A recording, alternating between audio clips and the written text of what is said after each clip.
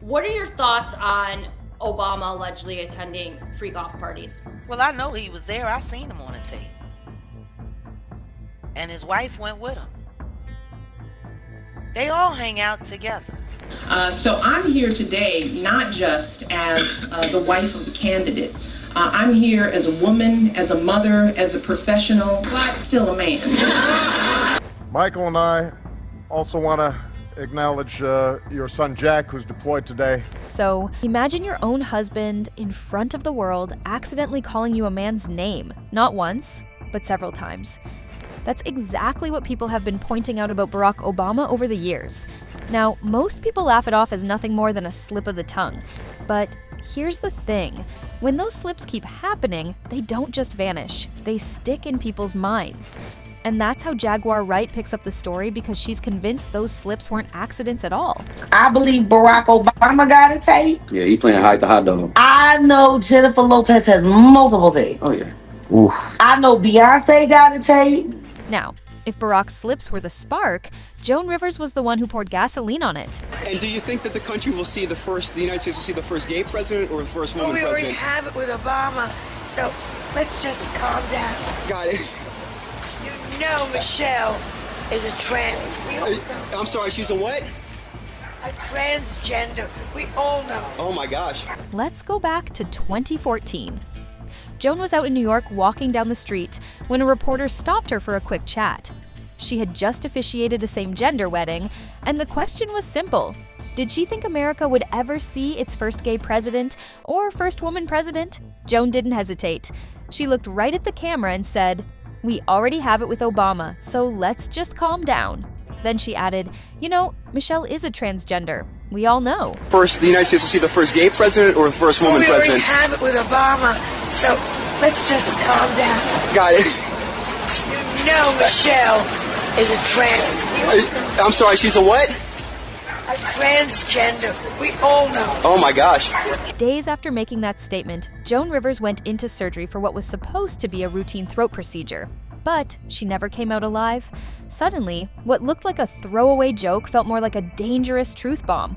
But Joan wasn't the only one. Another name tied to this mess is Dr. Raphael Espinazo. He allegedly worked with Michelle Obama during Barack's campaign back in 2008. According to what's been passed around, Espinazo claimed Michelle Obama was a man with breast implants. The details of his story are what made it so explosive. Espinazo said he once walked in on Michelle in a bathroom in Trenton and saw her standing up while using the toilet. He swore he knew what he saw, and after that moment, he said he was paid millions to stay quiet. But years later, he decided he couldn't keep it in anymore. He said watching the Obamas and what they did to the country pushed him to speak out, no matter the risk. His words were, "Let them sue me. I know what I know." Now, whether people believe him or not, the testimony fits right into the conspiracy puzzle. One of the strangest claims that surfaced was about voter registration records. According to those digging, from 1994 up until 2008, Michelle was listed as a male voter in Illinois. The official change to female allegedly happened in 2008, the exact year Barack Obama launched his presidential campaign. That timing raised eyebrows. People asked, was it a coincidence? Or was there a deliberate reason behind it? For years, people have pointed out that there are basically no public photos of Michelle Obama during her pregnancies with Malia or Sasha. Compare that to almost any first lady, celebrity, or public figure. Usually, the media captures everything. But in Michelle's case, those pregnancy images are simply missing. That's what opened the door to theories about IVF and surrogacy. One of the biggest names linked to these claims is Dr. Anita Blanchard, a close family friend of the Obamas. She's an obstetrician married to Marty Nesbitt, who just happens to be Barack's best friend. Some theorists argue Anita may have actually been the biological mother of Malia and Sasha, either carrying them herself or donating the eggs that were later used in IVF. It sounds wild at first, but then people start digging into the connections. The Obamas have been seen vacationing multiple times with the Nesbitts.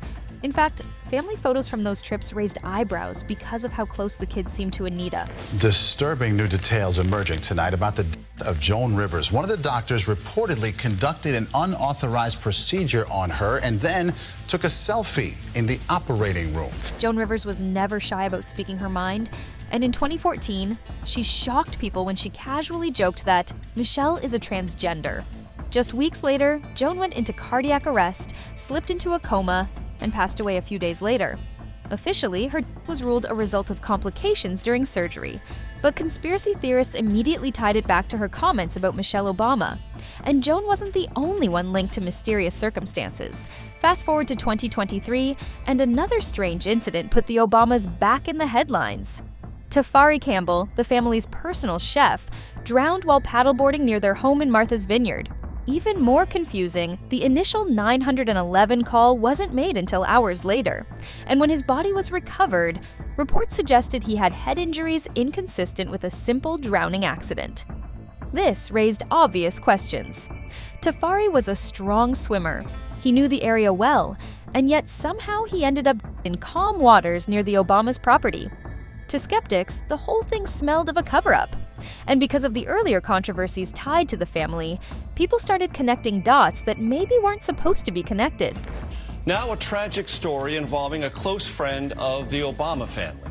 Massachusetts State Police say a body found today off Martha's Vineyard was that of their personal chef, Tafari Campbell. At this point, the list of unexplained deaths tied to the Obamas only made people hungrier for answers. It wasn't just anonymous internet users fueling these theories. Over time, bigger names started speaking up. Former congressional candidate Deanna Lorraine openly questioned Michelle's identity, suggesting the Obama daughters were not biologically hers. Conservative commentator Stu Peters also jumped into the conversation, echoing similar claims about Michelle being Michael. Then you had lawyer Lynn Wood, who is known for promoting controversial theories, publicly saying the Obama family narrative doesn't add up. Even Chelsea Clinton got dragged into the mess when old clips of her interviews resurfaced. Some viewers interpreted her words as indirectly hinting at insider knowledge about political families keeping big secrets. Whether she meant it or not, those clips only poured more gasoline on the fire. Joan Rivers said that Michelle Obama was a man before she died. Was that a joke? I thought it was a joke. I thought it was a joke too, but the way she said it wasn't like jokey. She was like, oh, come on, everybody knows Michelle Obama's the man. Now, this is where Jaguar Wright comes crashing back into the story. Jaguar has built a reputation for pulling back the curtain on powerful figures, and when it came to the Obamas, she echoed the same rumors that had been floating for years about Michelle's true identity. But unlike others who brushed it off as gossip, Jaguar insisted there was more to it. To her, these weren't just whispers on the internet. They were signs of a deeper truth. She said that Barack's slips and Joan Rivers' remarks weren't random at all. But Jaguar didn't stop with Michelle. She went further, pulling Barack into the spotlight with her own set of accusations. She claimed Barack was far from the devoted family man people saw on TV. According to Jaguar, his marriage wasn't just rocky because of the normal pressures of politics. It was scarred by cheating. She alleged that Barack was involved with other women behind Michelle's back, and that these secrets were quietly managed to protect his image during his rise to power. For Jaguar, it was all connected. Michelle's identity, Barack's behavior, the tightly managed narrative of their perfect family, all of it was a polished mask. And once she started speaking, her words gave new fuel to theories that had already been simmering for years. And that cheating story, it leads us to another scandal from Obama's past. It took me a while to learn that, there's no way we could be everything to each other. We have different interests, different goals. There was this stage in my marriage where I thought that's what a partner was supposed to be. Long before Barack Obama became president, rumors about his personal life were already swirling. Back in 2004, during his Senate campaign, the tabloid Globe ran a story alleging he had an affair with a young campaign aide named Vera Baker. According to the report, Barack and Vera were spotted together late at night, and whispers suggested they shared more than a working relationship. The most explosive detail came from a taxi driver who claimed he picked Vera up from a hotel and dropped her off at another location where Barack was staying. Michelle herself has been open about the challenges in her marriage.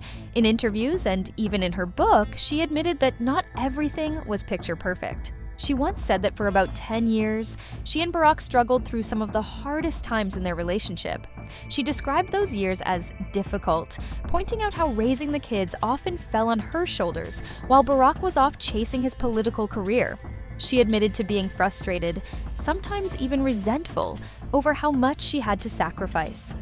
At one point, Michelle even acknowledged they went through counseling to work through their problems. Those revelations made people realize that behind the polished image of America's first couple, there were real struggles that could have led to divorce if they hadn't pushed through.